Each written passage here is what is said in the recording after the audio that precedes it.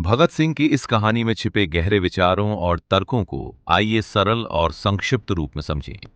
Y I am an atheist केवल एक निबंध नहीं है, बल्कि यह उनके विचारों, तर्क शक्ति और व्यक्तित्व की गहराई को दर्शाने वाला ऐतिहासिक दस्तावेज है।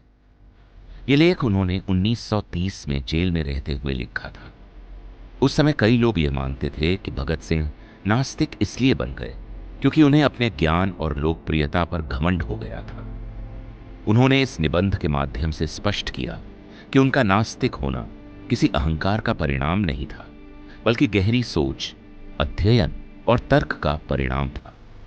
इस लेख की शुरुआत में भगत सिंह बताते हैं कि कुछ मित्रों ने उन पर आरोप लगाया कि वे अहंकारी हो गए हैं और इसी कारण उन्होंने ईश्वर को मानना छोड़ दिया है।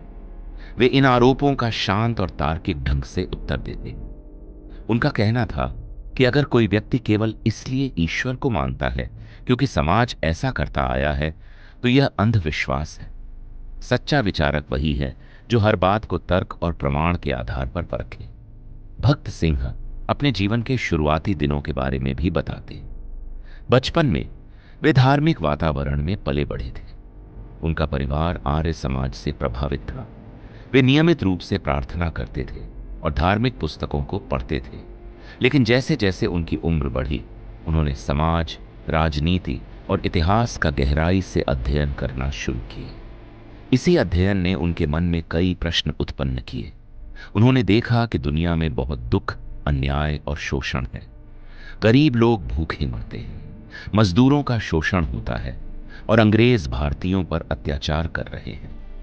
यदि ईश्वर वास्तव में सर्वशक्तिमान और दयालु है, तो फिर वह इन अन्यायों को रोकता क्यों नहीं? यह प्रश्न उनके मन में लगातार उठता रहा। भगत सिंह ने यह भी कहा कि केवल कठिन परिस्थितियों में फंसने पर ईश्वर को याद करना कमजोरी का संकेत हो सकता है। उनका मानना था कि मनुष्य को अपने संघर्षों का सामना साहस और आत्मविश्वास से करना चाहिए।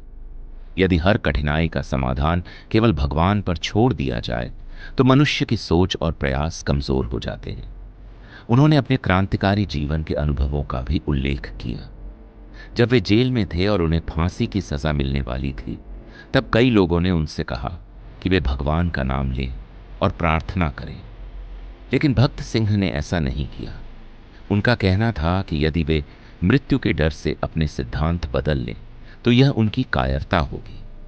वे अपने विचारों पर अंत तक अडिग रहे। इस भाग का मुख्य संदेश ये है कि भक्त सिंह का नास्तिक होना कोई भावनात्मक निर्णय नहीं था, बल्कि यह गहन अध्ययन, तर्क और आत्मचिंतन का परिणाम था। वे चाहते थे कि लोग अंधविश्वास छोड़कर वैज्ञानिक सोच अपनाएं।